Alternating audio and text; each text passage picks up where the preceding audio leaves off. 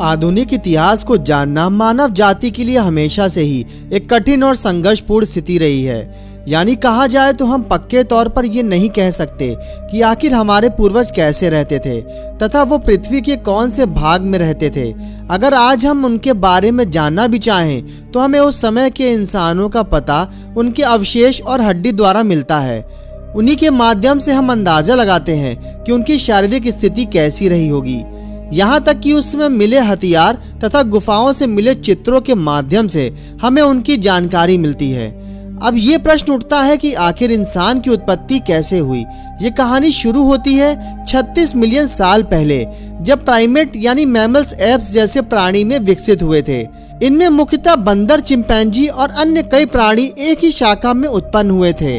उन प्राणियों के शरीर पर लंबे बाल होते थे तथा उनकी उम्र भी अधिक होती थी, क्योंकि वो मैमल्स की ही प्रजाति थी।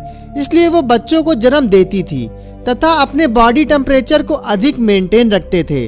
समय बीतता गया तथा धीरे धीरे वो पेड़ों की बजाय खुले मैदानों की ओर अग्रसर हुए।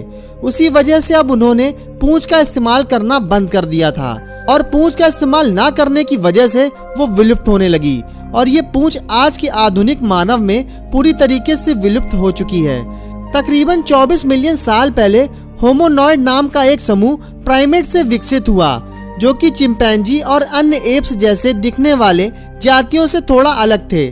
जैसे कि चिंपैंजी की पूंछ होती थी और उसके विपरीत उनकी पूंछ नहीं होती थी।